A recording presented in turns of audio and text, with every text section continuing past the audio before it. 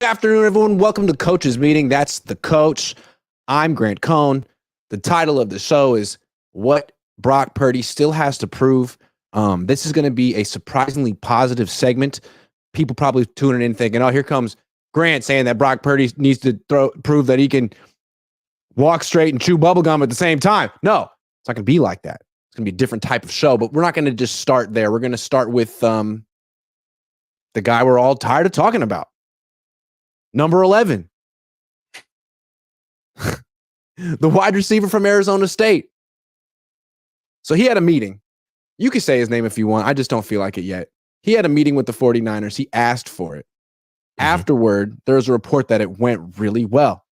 Mm-hmm. And there was a report that the Niners tried to trade him to Washington, and Brandon Ayuk responded to that report saying, I thought they never tried to trade me. So it seems like there are a couple different narratives here. What do you think? Yeah, it seems as though that you have to look at the avenues of the news that you're getting, right? Because we know that let's just take it back to like earlier days where in the dead period, we know that if we hear news from national media, it's from John. And if we hear news from entrenched writers, it's from Kyle, right? Because those are the relationships that the Shanahans have built. They build their relationships through writers and through journalism, and John's relationships through media are through broadcasting. And you see the larger networks push the Niners narrative, right? And we saw that coincidentally, this narrative that was pushed was by big media, right? This was not pushed through Twitter. This wasn't any of the news that in which we've been ingesting all of the news that we've seen to come out that's quite true. And what it seems is that it seems like this is a big wet blanket that they're trying to put over some embers. And really what the fire was, or the smoke, if you will, is that Brandon Ayuk broke chain of command within his own process. He usurped the authority of his agent and broke into negotiations and wanted to speak to the Niners face to face. And for that, we tried to be positive, just saying, well, maybe, this was a request that they both wanted. No, this was a Brandon Ayuk request. And you have to ask yourself simply, what does Brandon Ayuk have to talk to the Niners about directly that he cannot convey through his representation? And it seems as though that it would be conveyed that I either want to trade, I want to get moved, or you have to pay me. It doesn't seem outside of that. What is your agent there for if you need to have a one-on-one meeting? And then, like you brought up in your tease of this, which was phenomenal, is that it's just the timeline. If the meeting was phenomenal, then what is Brandon Ayuk doing on social media 24 hours after the meeting, poking fun and like still thumbing his nose at the Niners? So you have to ask yourself, like, I'm taking a page out of Grant's book. This is your quote, but are the Niners putting out correspondence that things are good because they have to, cover up the fact that they let Brandon Ayuk down quite hard? Like, hey, what do you want us to say to you? Right. So let's try to guess what happened. Brandon Ayuk's frustrated. He feels he has to take matters into his own hands, and his agent says, okay, fine. And they go in and he says, I don't appreciate the way you guys have talked to me, and I'm taking this personal, and whatever he wants to say, that all of the above, all that. And the Niners say, cool, we hear you. We hear you, man. We respect you, and we don't want you to think that we don't. But this is business, and it's the business. It's tough, and sometimes your feelings are going to get hurt. But you got to take your feelings out of it. And I know you came here with an impassioned plea to ask us to do something, and we're not. We're going to continue moving at our pace on our schedule, but we have the utmost respect for you, and we'll see what happens. Is that not what happened? Yeah. I mean, obviously the Niners are speaking from a position of leverage and power and authority. How they treat their players is not necessarily a one-on-one instance, but the rest of the locker room is looking at this as well. So it behooves them to move like the adults in this situation, right? They can't be seen lashing out at Brandon. They can't be seen confirming nor denying reports of them trading Brandon versus him finding out. I mean, it seems as though that there may have been some type of conversation or maybe a good faith deal that, hey, in the middle of these negotiations, we're not going to move you, or we're not going to try to move on from you moving. We're not going to try to, try to move on from you or try to find another option or even draft another player. And I kind of feel like that's where Brandon Ayuk is starting to see, like, maybe the Niners are not being good faith brokers, and, you're negotiating with me, but you're also trying to cover your bases as well. And to that, I say, what did you think they were going to do? Like, Right. You're dealing with a professional organization, and you're coming up on a lucrative deal that you guys are miles apart, and you're not showing any type of signs of being malleable. So, what do you expect the Niners to do? It just kind of seems like this entire thing has been us just reacting to Brandon not realizing that he's in a contract negotiation. Like, he's just very shocked at how the Niners are moving, and he's taking it very personally. And I don't get the rub. I really don't. I just think it's funny how the report is it went well. Like, yeah, I'm sure the Niners felt that way. Brandon Ayuk had something he desperately needed to get off his chest, and he did it, and the dust settled, and nothing changed. So that's great. Brandon was able to express himself and clear the air and yada, yada, yada, and the Niners didn't have to budge. From Brandon's perspective, like, I don't think it went well. He clearly wanted something to happen. He didn't fly out here for nothing, but it seemed like what it ended up being was like a therapy session where he got to blow off some steam and say how he really feels, and the Niners could nod and say, cool. I mean, that's all that was accomplished. I mean, which is weird, because what professionally is what you do is you expose yourself. Yeah. You only have a couple of those cards to pull out before you get, you could be the boy that cried wolf, essentially, where right now you're being taken seriously because this is your first round at coming up on your deal. But, if this persists, you know what I mean? You're on notice, bro. Like, this has been, dare I say, a little bit more contentious than the Debo deal. And Debo unfollowed the Niners. I shudder to think, for the millennials. Like, that's a big deal. So I'm just saying that if we stick to the facts, the Niners don't have to do anything. They don't have to do anything, right? The reason why we're getting to the deal, let's put it like this for perspective. Try this on for size. The reason why the contract negotiation is even happening is because the Niners want you to stay. Yeah. If the Niners didn't want you, they'd simply just play out your contract. They did that with McGlinchey. Yeah, exactly. So you being completely thrown off at how you're being appraised thus far, you need to understand that it could be worse. You know what I'm saying? It could be, all right, Brandon, well, have at it. Fight, see the market. You know what I mean? So if you really want it to be this way, and then we'll franchise you and then hold on to you. And then when you get in the market, the only team that's really going to pay you what you believe you're going to get paid are teams that are lack of wins, you know what I'm saying? Or cold in lack of wins. You're going to go to Cleveland, or you want to go to Carolina? Because good teams, a lot of good teams that are in contention for Super Bowls, real Super Bowls, don't have $30 million to just throw around. They're already set. So you asking for that type of money is already in a way saying that you want to be a part of second tier teams, because the best teams in the league do not have this. I was going to say that too. I was going to go right there. Like, paying Brandon Ayuk $30 million a year is not the ticket to winning a Super Bowl. It's just who does this? It's just not. I mean, it's hard enough to win a Super Bowl paying any wide receiver that money. But the 8th best wide receiver in the league, that's who. And it's not going to work. Yeah, it wouldn't work spending that much on Tyreek Hill.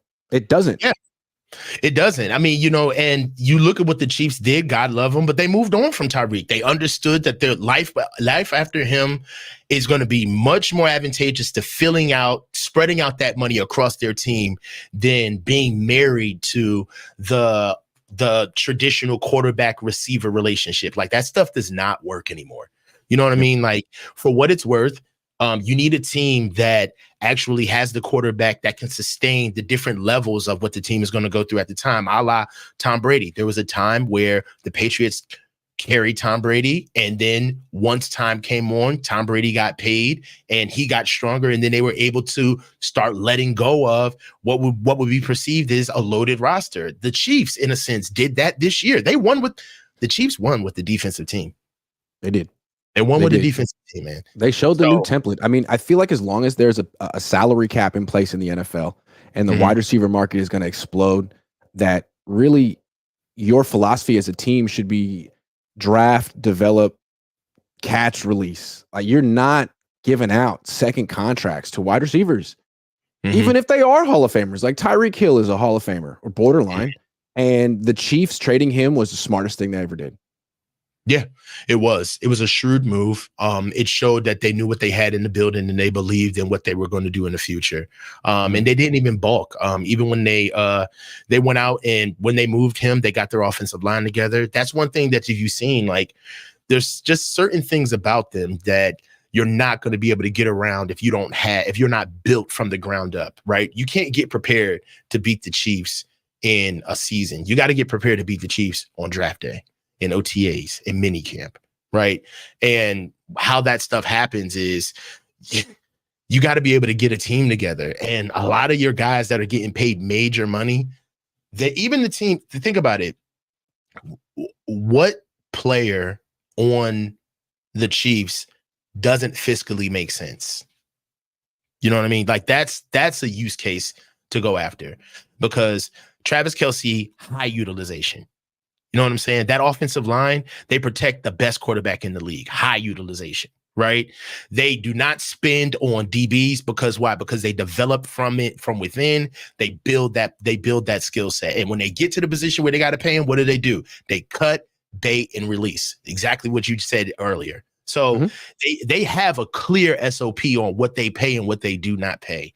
And if you think about it, one of their biggest contract disputes was between them and Chris Jones, and that was just a trust situation on not really his worth, not really his utilization, but just understanding where he fit with the team. It still was a fit situation. My thing with Brandon Ayuk is that I think we've gone back and forth on commentary from Brandon Ayuk, how the Niners stance is, sit downs, meetings, comparing numbers, and where BA stands. But I think what's really going to bear out is when we start getting tangible evidence. If BA does not show up to camp, if BA is not showing up, he's not on the field, then that's a completely different ballgame. Then we're starting to look at like, all right, bro, well, out of sight, out of mind, man. Football is not one of those positions. I mean, one of those games where you can worry about people that are not here. It just is, it's not that way. So Goldtow says, which team is paying Brock $60 million? If we don't pay him less, keep everyone. We're going to pay him $60 million. I mean, I feel like Brock's skepticism is starting to fade. Let's talk about that.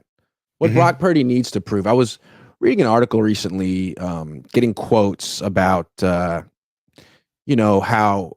I think it was George Kittle said it. Or, if you're still questioning Brock Purdy, you're not watching tape, or you don't know ball, or it's like people still question Purdy the way people still question any professional athlete, but the questions have changed significantly since the Super Bowl. I mean, maybe a year ago, people were saying, it's a fluke. Let's see how he bounces back from this injury. Let's see if he can do it again. He did it again. He was an MVP candidate. He went to the Super Bowl. He played well. Yes. So I think the conversation has changed significantly about Brock. I think everyone's seen him play on the biggest stage admirably. So what does he need to prove now? Consistency at a high level. And also, that's just the macro. The micro. The micro is he needs to work on his consistency, his accuracy. Brock still needs to be able to take care of himself as far as staying upright. We don't have the best offensive line. Brock still needs to work on his arm strength, keep his ball tight. Another big thing about Brock is just his processing in certain areas of the game, his situational awareness. Those things come with reps, time on task. But he still needs to get better at those things. Pressing, right? He pressed in the Cincinnati game. He pressed in the Baltimore game. He pressed in the Minnesota game, where it's like, bro, take what's in front of you. You're ignoring checkdowns that are in front of you. You're ignoring plays that are easily obtainable for you within your grasp, but you're letting the moment seep into your play. Those are things that Brock needs to work on as far as like the micro. The macro is that Brock is about to get paid like a top 5 quarterback. And the macro is, we no longer the days of Brock is good enough to be the reason why we didn't win. He's got to be the reason why we didn't lose. He's got to be the reason why we win now. And if you're getting paid that type of money, no more, with all of our weapons, and then if Brock handles his bit, no. You got to flip that conversation. We got Brock. So right off the bat, we got a chance to win. That's the new conversation. And to be honest, good on him. He's earned this, right?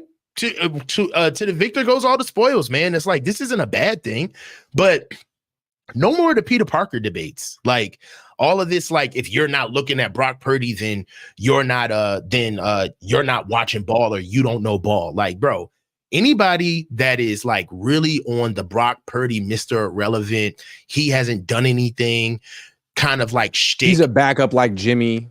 Yeah, like anybody that's on that type of time, or if anybody who likes to stab out and is like, you got these content creators out here who still don't believe and all of this crap. Anybody who's on that, it's the same equivalent of the Trey guys. The people who are still championing Trey, or if there's anything that happens with the Niners, but if Trey was here, it's like, dude, what? Yeah. He's been gone. It's almost been 2 years. Like, enough. Like, live in the now. You know what I'm saying? So I believe that Brock has earned the privilege for us to assess him like a quarterback who's about to get paid generational money. And that ain't, he did enough. That's, hey, man, he needs to lead the charge, because that's what we're going to be paying him like. Yeah, the question isn't whether he's a good quarterback or not. The question is whether he's worth $65 million, and that's something that he can prove this year, which is what we're talking about. And what I want to see from him is, I love his mobility. I love the way he processes quickly. I love how he can get to like the last receiver in his progression. I love his poise, his confidence. He's a really good quarterback. I would like to see him. Well, first of all, that game against Baltimore was alarming. It was such a bad performance from a quarterback that really has been really consistently good. And so you wonder, like, with Mike McDonald now in the division, is there something that defensive coordinators are going to go to? Like, I know that was the best defense in the league, but is there going to be a book on Purdy that he can't beat because of his physical limitations? And I'm not sure that there is going to be a book on him, but that game, I can't get that game out of my mind. It was just he looked like a guy who needed to get benched in that game. And then Darnold came in and wasn't worse. So that's my like, turnovers. When it's bad, like he's a turnover machine. When it's bad, he was a turnover machine in that game. He's had a lot of picks dropped. Even last year in such a great year, he was like, had among the highest interception percentages in the league. 2.5, I believe. Yeah, it was pretty high. So it was 2.5. Tua was 2.5. Jalen Hurts was 2.8. Desmond Ridder was 3.1. Josh Allen 3.1. Sam Howell 3.4. Mac Jones 3.5. So it's among the highest in the league. And if he keeps throwing 30 touchdowns a year, no one will care. But that's my thing with him. I just want to see that he's not just kind of like a gunslinger with no conscience. That he can. He's a smart quarterback. He should be able to protect the ball a little bit better. And I think he will with experience, but that's something he needs to prove. Yeah, definitely. And that's, what we're doing is just kind of understanding this is just what we've been watching for football all our lives. Like the honeymoon story ends after a while. The honeymoon phase ends after a while. I know you love him and all of the great things he does, but in order to stay viable, to be everything you think he's going to be, he's got to actually go out there and do it. And the mark of being a good quarterback in the NFL is not having good games, but being able to take over games and do it consistently, right? Like when you get off the plane, it's a quarterback league. The NFL is Brock Purdy and the San Francisco 49ers. So what we have to do is make sure that, the the orphanage story's got to go. Like he's been in the league 3 years now. He got past the UCL injury. Proud of him. That was a huge feat. He deserves all of the credit in the world for that. But now that he is entrenched as our starter, he's had the roster. I mean, he's had the scheme under his belt. And quite to be honest, the birth of this topic was the belief. There seems to be a contingency of people out there that just feel as though that nobody understands how good he is. All right, well, let's see it. Yeah, he is good. I mean, that's not the question anymore. And I think that's the thing. Like, a lot of people will say because he was Mr. Irrelevant and he hasn't gotten paid much, that he has nothing left to prove. He has already proven everything he needs to. And in a sense, he has. But when he gets paid, it'll be a whole different ball game. And he's approaching that right now. So I think that's why this season is so interesting for him. There's no longer Trey Lance or Sam Darnold. There's no hedge. He's the guy. He hasn't gotten paid yet.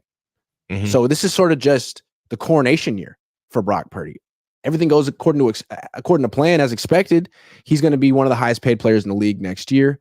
But the league's best defensive minds are going to try their best to replicate what Mike McDonald and Steve Spagnuolo do with him, and Jim Schwartz.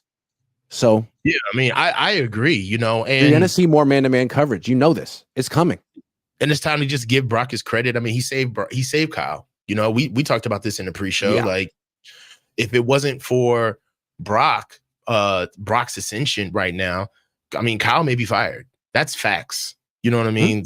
So, the whole Trey situation wasn't really solidified by him getting traded. It was the fact that Brock is still Brock, right? You can't have one without the other. You definitely can't have one without the other. Okay. Super chat. Harold McAllister, bad weather throwing needs to be better. Let's not forget that. I think every Niner fan knows, like, hey, fingers crossed it doesn't rain this week, because for whatever reason that affects Brock. I feel like that's fixable, man. Find a glove that works for you. Or practice. Yeah. Practice with a wet ball, Kyle. Well, we know Kyle doesn't care about it. We know he doesn't care about it. But it's like, I mean, honestly, you look at it, and at some point, you do have to I don't know, man. You think that Kyle just lies just for the sake of, like, because he knows he doesn't want to just acquiesce to the fact that a good question was asked.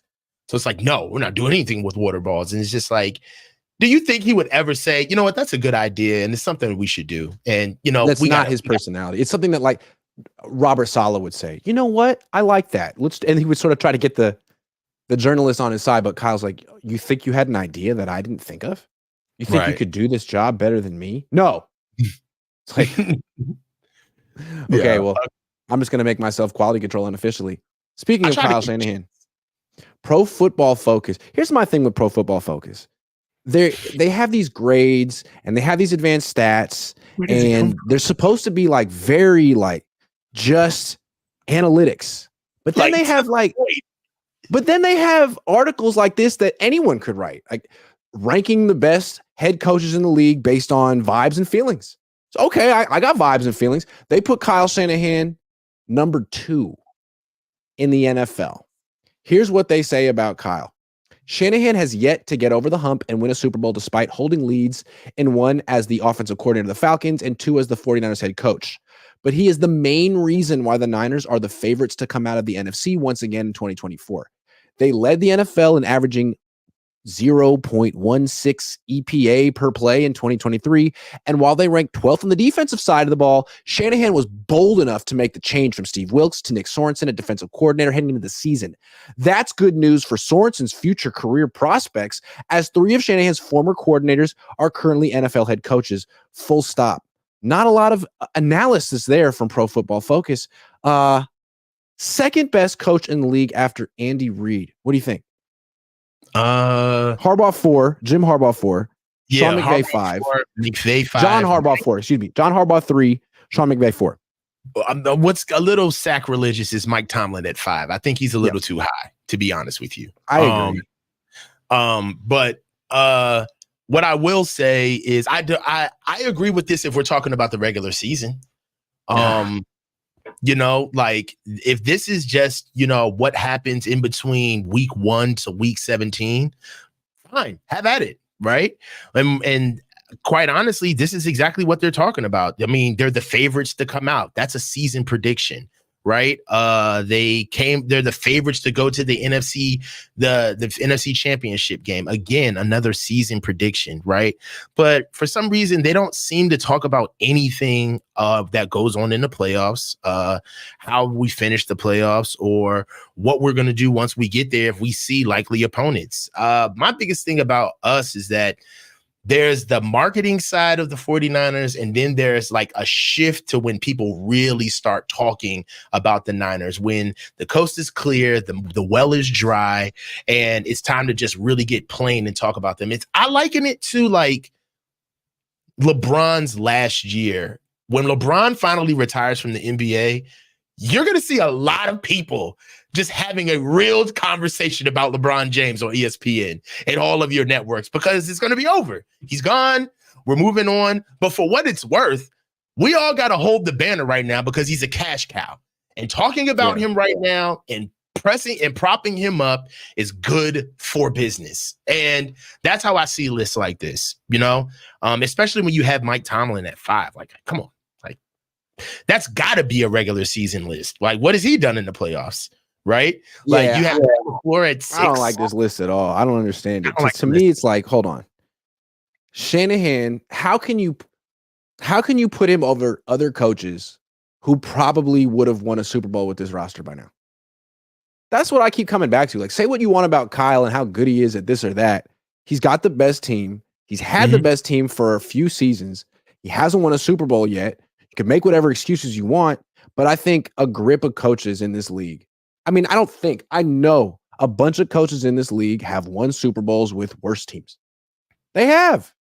Yeah. So until he wins one with this team, it's hard to put him over Sean McVay. It's hard to put him over John Harbaugh, who have won Super Bowls with their current teams. I don't see how you could actually rank Kyle over either one of those guys. And Jim Harbaugh, I think I'd take Jim over Kyle too. So that's maybe Kyle's 5. He's in the tier of promising coaches that haven't won Super Bowls yet. I don't see how you could put him ahead of those. He's not a top tier coach. He's a tier 2 coach. You know who's LaFleur and McDaniel and Saleh and D'Amico. Yeah. You know who's lightweight a better coach than Kyle? And it's like been kind of hiding in plain sight for a very long time. And the only reason why we get away with this distinction is because of the regular season. Sean McVay. I think Sean McVay is a better coach than Kyle. I think he's a better head coach than Kyle. Yeah. And I think because Kyle beats him in the regular season, that he gets that gets shrouded over the fact that when it counts, Sean McVay wins. You know what I'm saying? So I don't know, man. Like, and on top of it, I just kind of feel like also Sean is also one of the first people to kind of like turn like the like put 24s on like the on the Chrysler 300. Like, that's why I like Sean. Like, he ghetto for real. He's the first dude to take Kyle Shanahan's offense and just like rip it apart. He's like, well, I want the run game. I do not want the pass game. I'm not even like trying to follow this. I'm going to completely throw it away. And he worked with it. It's like, it's a little disrespectful if you look at it, because if you know the system, you can see that he literally doesn't even follow what Kyle does passing wise. And if you just look at the history of them being in Washington together, the real quarterback coach of Kirk Cousins was Sean McVay. It wasn't Kyle. Sean McVay developed Kirk Cousins, and people tend to forget that. That's a good point. I mean, with McVay, it's like you said, Kyle's the regular season champ. He's the best coach. He's the number 1 coach in the regular season, and he's proven that he's a better regular season coach than Sean McVay over and over again. But that's not really what we're judging here. And let's compare what they've done in Super Bowls. They've both gone to 2. McVay went to 1, lost with Goff, decided Goff wasn't right, and got another quarterback, handpicked Stafford, put together like an all-in team, went all in, Odell Beckham Jr., Jalen Ramsey, whatever it took, and won the freaking Super Bowl, got it done. And then they had to rebuild, and they had a down year, and Niner fans kind of laugh at them like, oh, don't you wish you were consistent like us? Like, well, no, because they're champions, and they're rebuilding, and they have a young, really gifted team right now. So that's the difference. Who jilted you? I mean, when Kyle lost and he decided he needed a quarterback, his solution was Trey Lance. It didn't work. Yeah. I mean, he'd be fired right now if it weren't for Brock Purdy. So there's a big difference between McVey and Kyle. Right. And then, all right. So for those who think that, I mean, because there was a great debate. I would implore everybody to go over to Ryan G. Hensley's channel when he gets a chance to watch the debate between Rob Stascarero and Brother Bob. It was a really good show. And basically the premise of that debate was like, is Kyle Shanahan a great coach? I think he's a very good coach. He really is. He's a very good coach. He's not great though. And one of the reasons where you hear the debates for Kyle, you hear about all of the superlatives, like how many appearances and how many NFC championship games and the points and how many yards they lead and all of these good things. And, all of these things are supposed to be propped up that make him great. But I would just ask you just one question. Okay. What active coach that does not have a Super Bowl is considerably across the board renowned as great?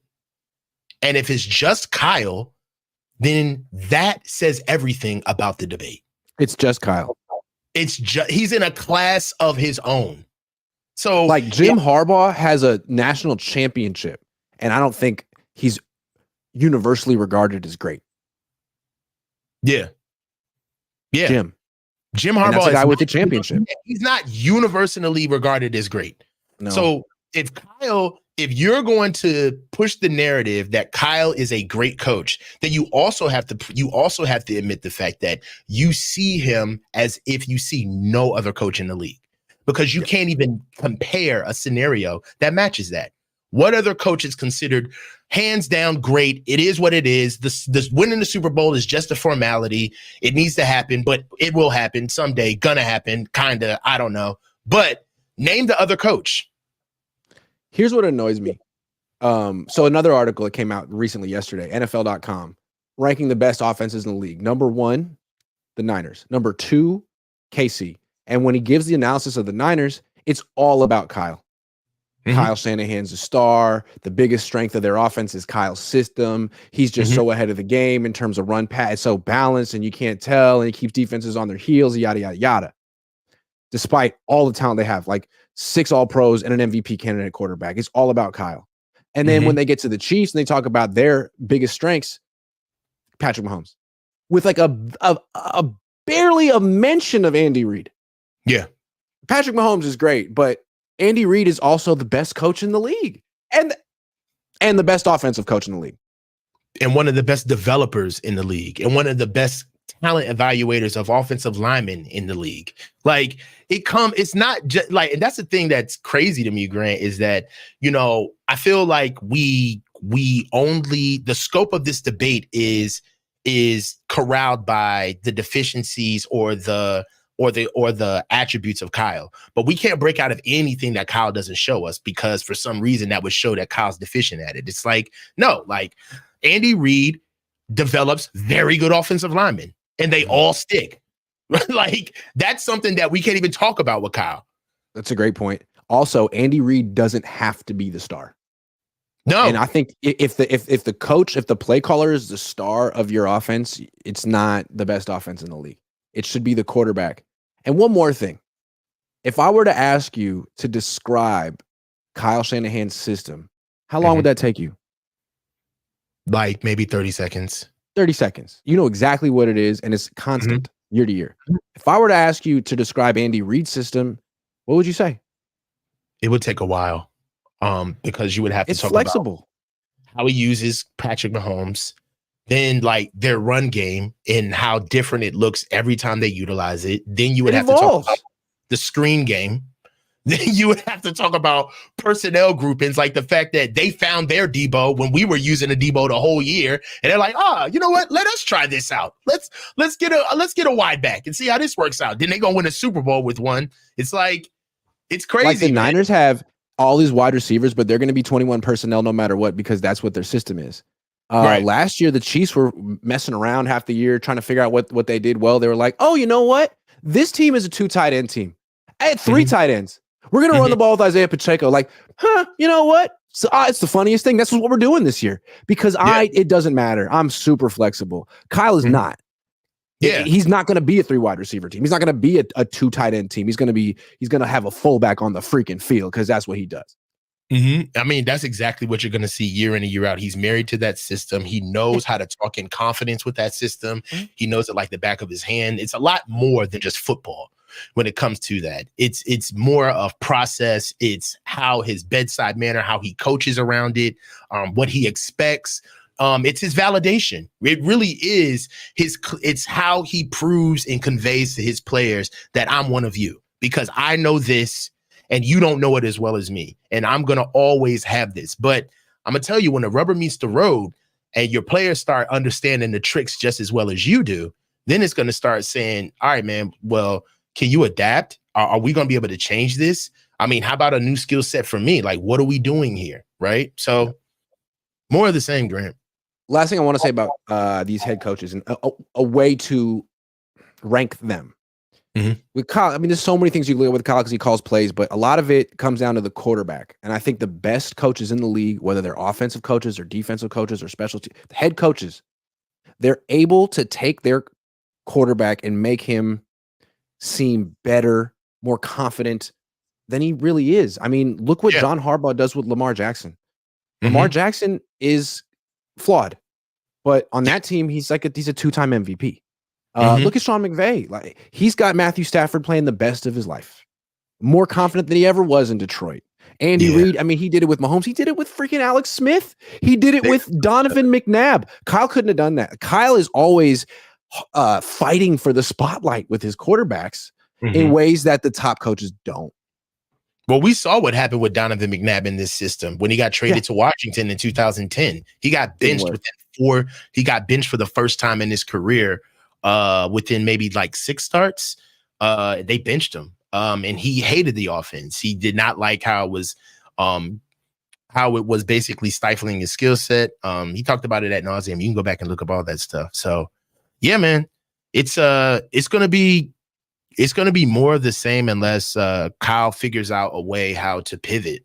It's the adaptability in like the big games, right? It's not, you can get in the process from like week 1 to week 10 and, you know, get a wrinkle, maybe get a team who understands your process, maybe have a bad loss. But the playoffs is really all about hat on a hat football. And like really scheme, the way we play football is for situations of a game, but you can't win an entire game going first quarter to fourth quarter doing that and expect to win. Like, these guys are the best in the world. It's not like, I don't think people understand that when we say that Kyle is a genius, then what is Andy Reid? Yeah. Like, if we say Kyle's a genius, then what is Ben Johnson? If we say Kyle's a genius, then what is Sean McVay? Like, you got to understand, like, he's among other people that know just as much, if not more, about the game. But that's not the point when you're talking about being an expert.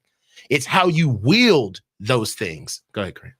Well, I just want to bring it back to McVay one more time, because it's easy to point out why Kyle's not as good as Andy Reid, but I think it's tougher to talk about why he's not as good as Sean McVay. And it's obvious, like, Sean McVay has a Super Bowl, but it's like, look at how they coach. Kyle is negative, and he kind of needs an upbeat, rah-rah guy as a defensive coordinator to balance him out. Like, D'Amico was great at that. Saleh was great at that. McVay doesn't need that because he's both. He's upbeat and he knows the offense. So there's an emotional element, an energetic element that McVay has, that the Harbaughs have, that Kyle doesn't. That's a limitation. Then in terms of the way people look at him, Kyle has an all-star team and no one holds it against him. When McVay won the Super Bowl in 2021, everyone mentioned, oh, well, you know, they got Odell Beckham Jr. It's a bunch of mercenaries on this team. Like, there's always a but with McVay. But Kyle, I mean, it's like he could go get Christian another freaking all-pro tomorrow, and people be like, oh, man, watch out for Kyle this year, man. He's the best coach in the league. Think about the riches that we get. Like, for what it's worth, he wasn't what he was supposed to be once he came out. But dude, we traded for Chase Young and Christian McCaffrey back-to-back seasons. Like, nobody, there's not a narrative at all where anybody says that Kyle has way too much. Nobody brings that up. That is not even in the zeitgeist at all. It never happened. And there's more. Yeah. Like, look what McVey did last year with rookies. He had Puka Nacua playing like an all-pro week 1. If Kyle had Puka Nacua, how long would it have taken Kyle to get him the ball consistently as a featured guy? Because he doesn't play rookies. And then there's the last thing. His offense isn't balanced. He throws less than every other team in the league. He has all these weapons, and the entire offense goes through one guy, McCaffrey. That's not genius to me. Okay, I'm done. I'm done. I've thought of all the reasons. That's it. Yo, I felt like the screen closing closer and closer. I was like, all right, and another thing. I was like, all right, okay. Okay. Other than that, I think he's just a flat out great coach. Let's do some sleeper time. Now, I've decided that I only like making sleeper picks on WNBA from now on. That's it. Okay, why? Because I won one recently. So that's that. And I haven't won any baseball ones yet. 0. So we're going Caitlin Clark. She's playing today. Okay, you could do points, assists, or let's do points. Caitlin, where your points at? 17.5 for Caitlin. She's been passing the ball a lot. Hold on now. If memory serves me correctly, don't tell me. Caitlin averages 6.5 assists a game. That's the over-under. Yes, she does. 6.6. You're right. See, you're a WNBA aficionado, as we all know. I mean, I have a photographic memory, so I just remember staring at those stats all the time. I was like, I remember Caitlin Clark, 6.5. Yeah, that's right. So what do you think? Assists? I mean, she's been dishing it. She's got 6.6, so which means that she's been doing it more. And also, what I do know is that they don't like her. So she's going to get defended a lot. And her big thing is getting her teammates involved. Because I know is National Basketball Association facts. That's the truth. That is the truth. Okay. Asia Wilson. She is like an MVP. She's so good.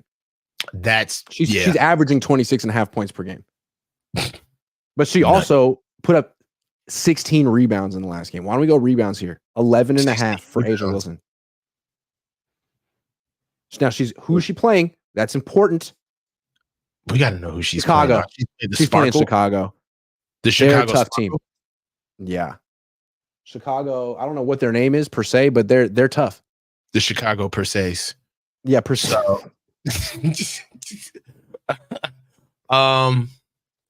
So what are we doing? The rebounds, 11.5. That's a lot. What was her last game? 16. Let's do it, bro. Yeah, I would have to say absolutely yes. Bro, Asia Wilson, don't let it down. Be cleaning the glass, bro. How about Carly Samuelson? Huh? We all know Carly. She 10.5 points for Carly. That seems like easy money. That is a very peculiar last name, Samuelson. I didn't know a Samuel could be a son. Like Davidson, Johnson. There are Samuels. You've never heard Samuelson before? I've heard of a Samuels. I've never heard of a Samuel's son. I feel like you haven't heard of Carly Samuelson? Dude, she's averaging 9.9 points per game this year. This year. Bradley's son. I don't know. She's on the Washington Mystics. That's in your backyard. She's around. More. This is bad optics. So what are we doing for Samuelson? Okay, last one. Jewel Lloyd. I feel like this center is for Seattle. She's a 5'11 center, man. So she bangs in the paint. She's not afraid to get physical. All right. She's 5'11. She's 30. So she's a grizzled vet. Is she coming off the bench here? Like, why is it at 4.5? I don't feel good. I don't feel comfortable about this one. Say that again. I don't feel comfortable making a pick here. Like, what is the story here? 4.5 points for the center, for the 5'11 center. I don't know. She seems like a backup. I will tell you this. I've been hearing from a lot of my gambling friends, the WNBA is a come up. It's a come up, bro. Dude, I mean, look at us right now. Now we're not gambling. We're just making picks, which is totally different. Alyssa Thomas. Now Alyssa, she can score and she can grab rebounds. She's 32, 6'2". What are you thinking about Alyssa here? I mean, she's 6'2". She's That's 6'2". Like 7'2". She's been in the league 10 years. That's a long time. She's been in the league for 10 because she's 6'2". She's taller than I feel like tonight isn't her night. I don't know, man. She's 1 inch. I'm 6'3". When you put it that way, I just feel like she's going to score 10 points tonight. I have a feeling she's going to score 10. 10? 10 exactly. See, that's not going to get it done. What did she average? She had 14 the last game? Yeah, she did. She's averaging 12.4. Am I just being a hater? Look, she had 13, 11, 6. 6? 4. Yes, that worries me, bro. That worries me. A 6? That was last week. That's cap. Sorry, Alyssa. I just don't trust you. I don't have confidence. These are my picks, and I'm feeling very confident about them. Caitlin Clark, Asia Wilson, Carly Samuelson, who the coach definitely has heard of, and Alyssa Thomas.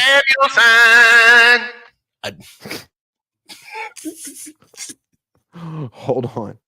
I need to do $5. There we go. $5. Submit the entry. Boom.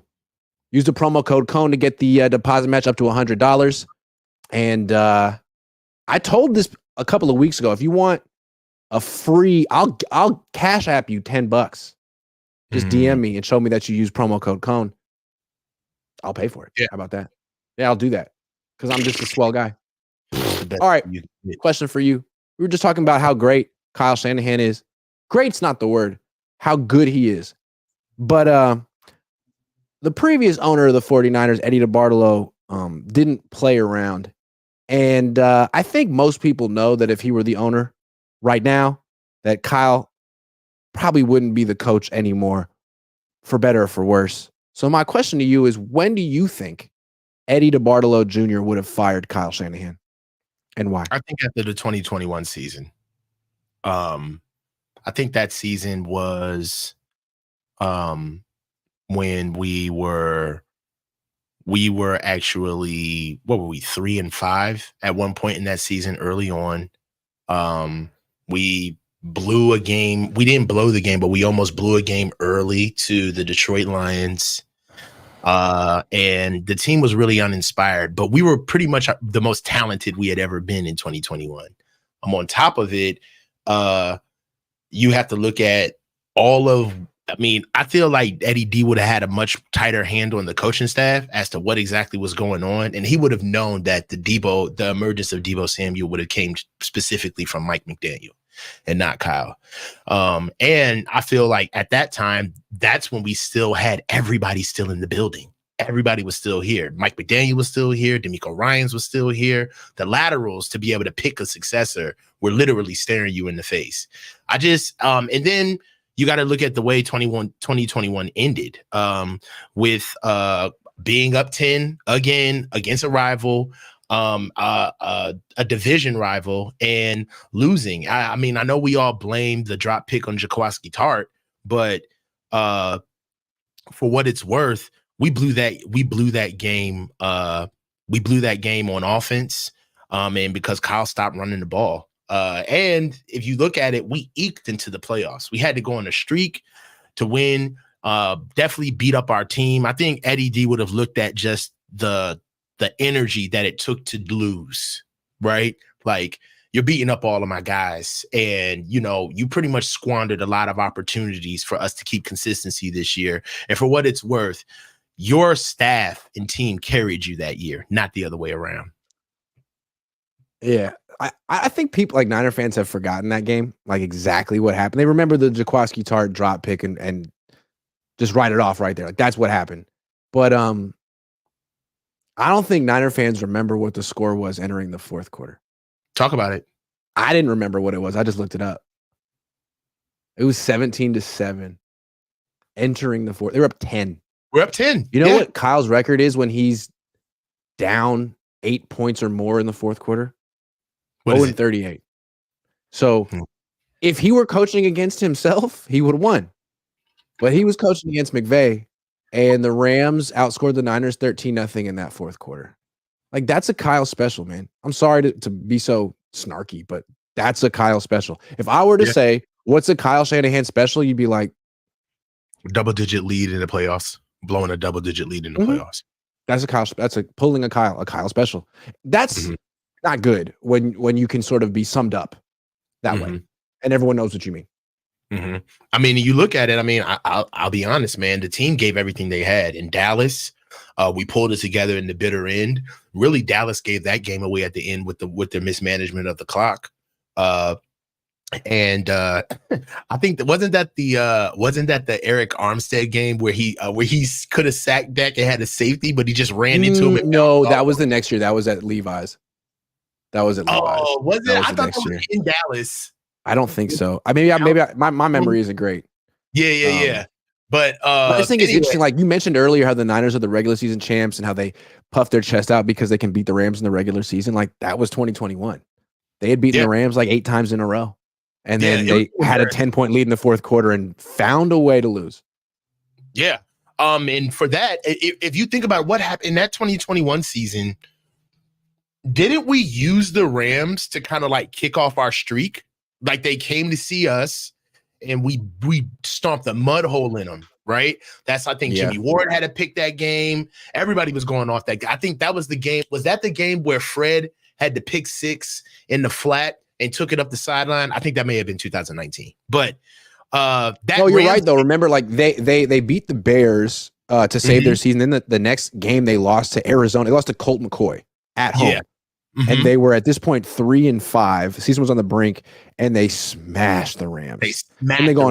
Smashed the Rams at home. Yeah, that was the Debo kicking his feet up. That was this game. Remember when Debo you're right.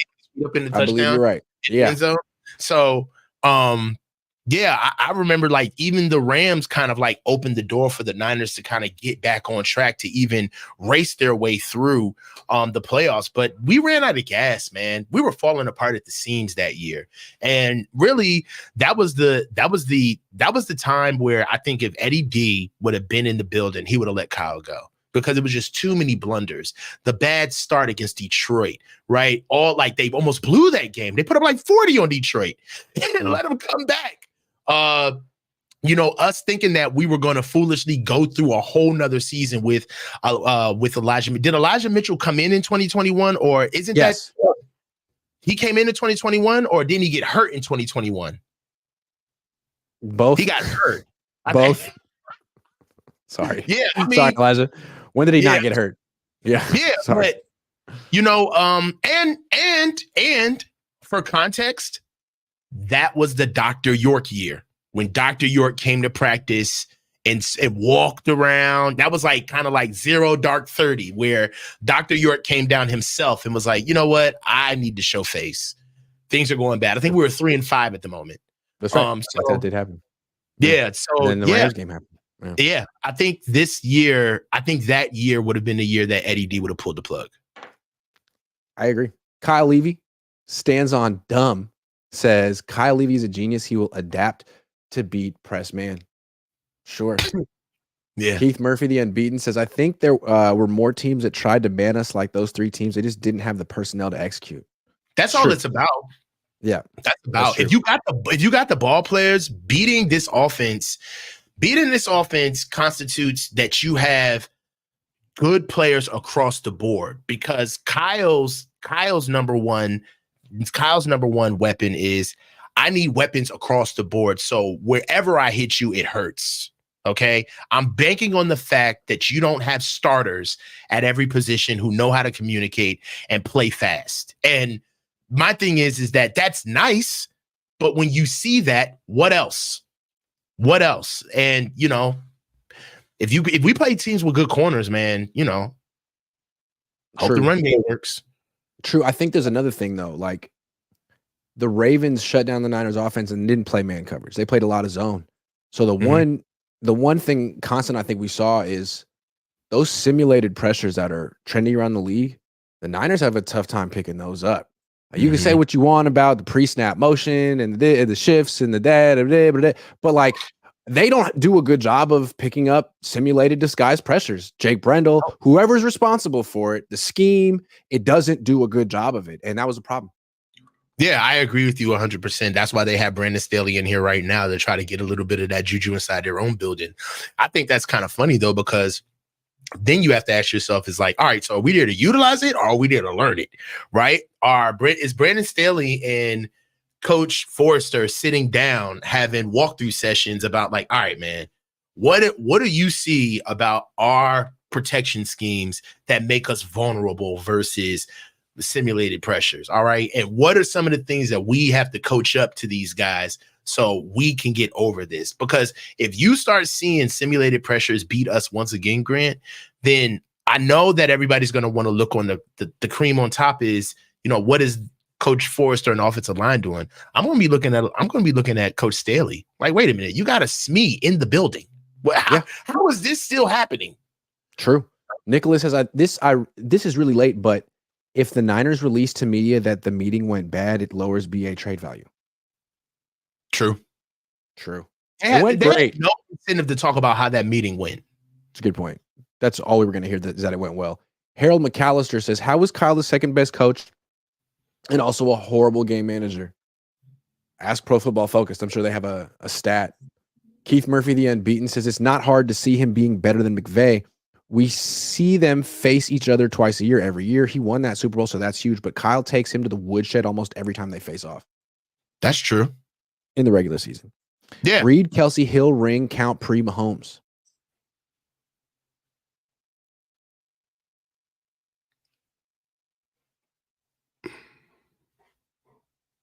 This is like a haiku. I don't know, man. I got to count. I got to go figure that out. It's a tough one, Goldtown. Kyle Levy says, Daps coach for the shout out. Let me get back to work. Do you think, Bob? If we're going to compare Andy Reid to Kyle Shanahan, tell me how many times Andy Reid had the consensus best roster in the league and a double-digit lead in the Super Bowl and lost. If they're the same. If we're comparing them. Keith Murphy says, I think McVey also was seen as great before he won. He's not even seen as great now. Great. Yeah, that's the point. The point is that for all of the things that we have said about Coach McVey, nobody is making a debate that Sean McVey is a great coach. No one. No. I mean, as far as most people are concerned, there are two great coaches in the league. Two. Kyle and Andy Reid. Goldhouse has 18 players over 36 more than any other team. That is a lot for the 49ers. Keith Murphy, unbeaten, says, and McVay should be better against Kyle because typically has always had the edge at quarterback. So if he always has the quarterback advantage, how does he always lose to Kyle? Well, except the playoffs. When it matters. So not always. Okay, last thing.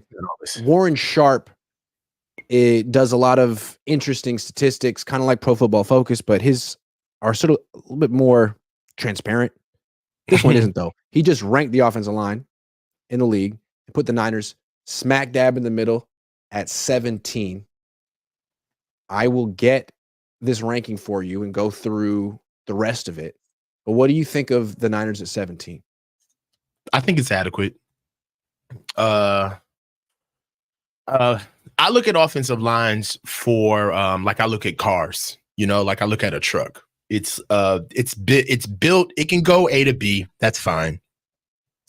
And it turns on, it does what it's supposed to do. I get all of that. But if I cannot take this thing off-roading in the rain, or if I have to move around the highways and byways during snowstorms like everybody else, there's something wrong with the use case of this truck. That's just what it is, right?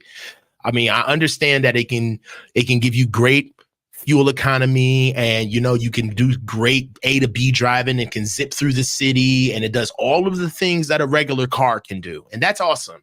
But it's a truck at the end of the day. And if it can't have torque and if it can't pull a payload, then it's a big ass van.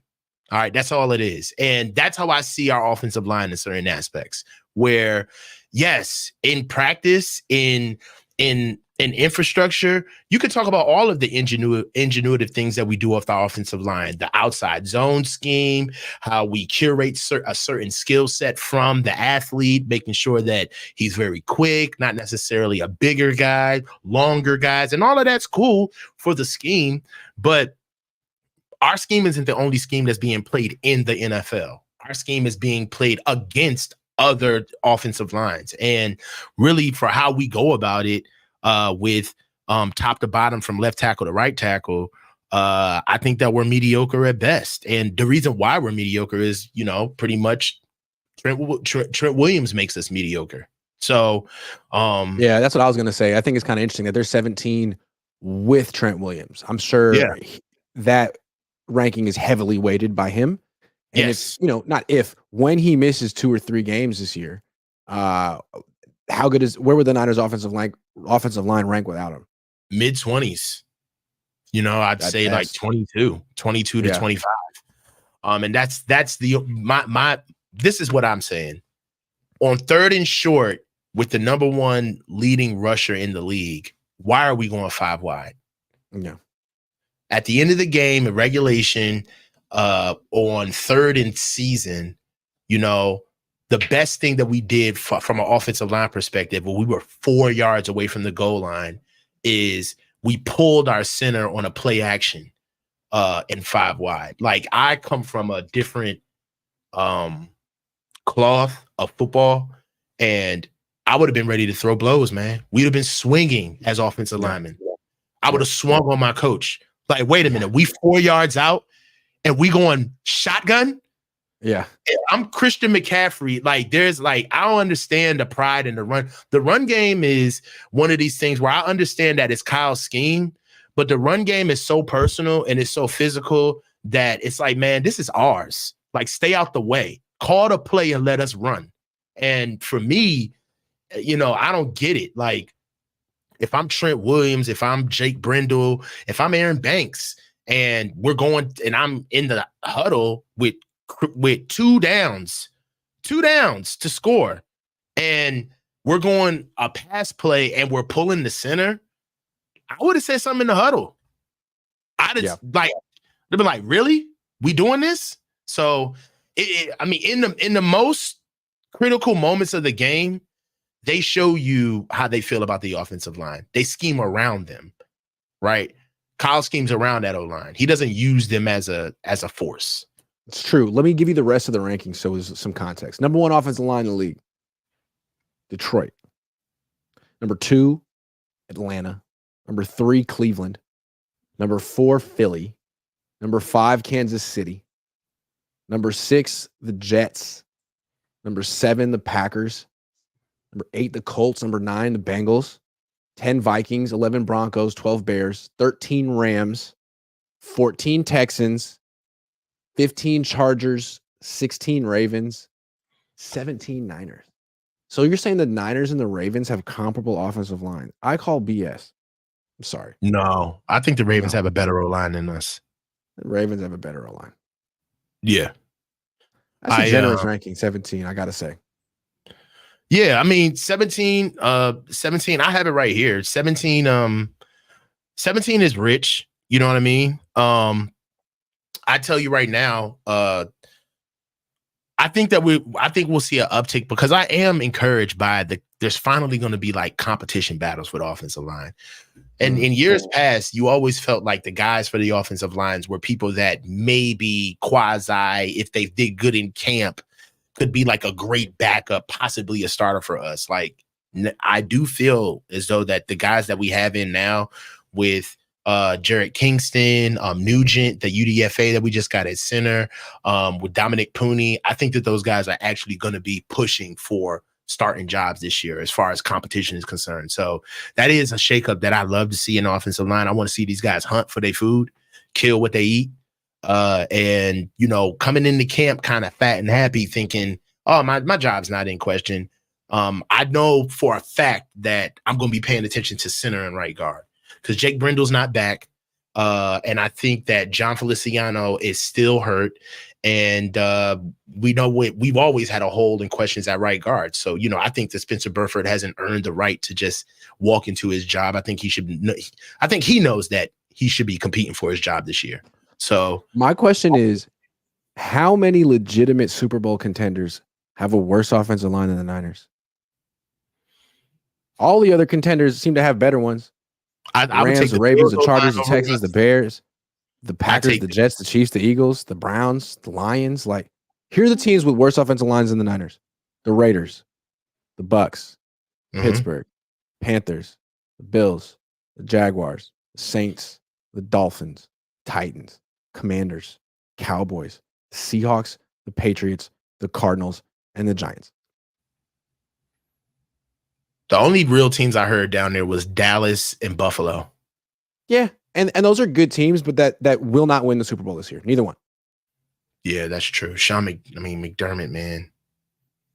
He's just not it, man. He's the new Brent. You know what?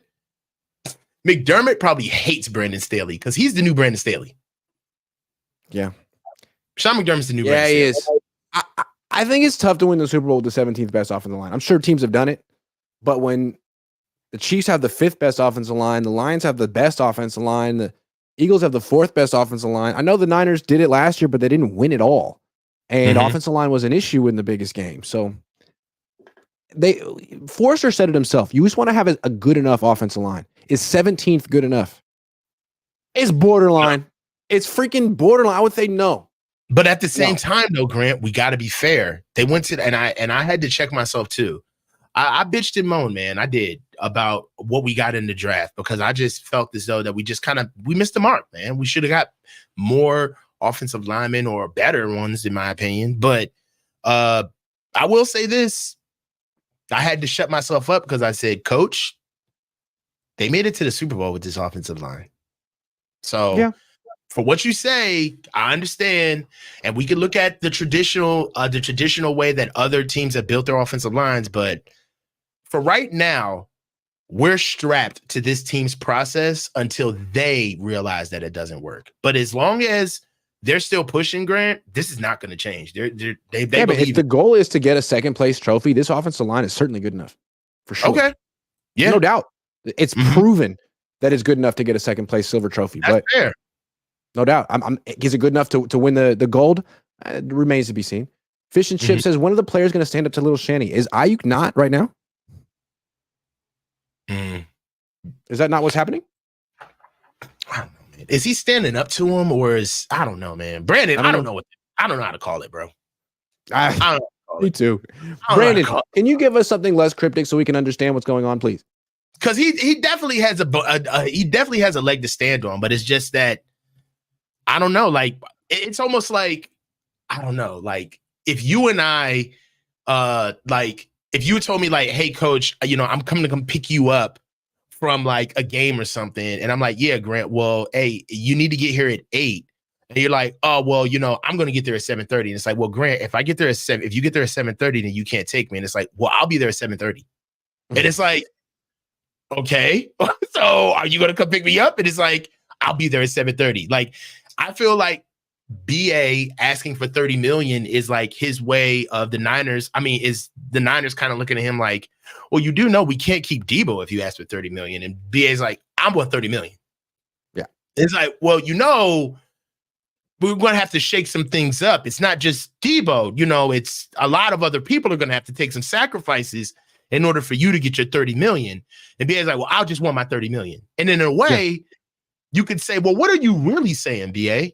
Are you saying that you want your worth, or are you saying that you want your worth to the chagrin of anybody else on this team? Because that's a whole nother discussion. It's true. Absolutely. And I think it's that one.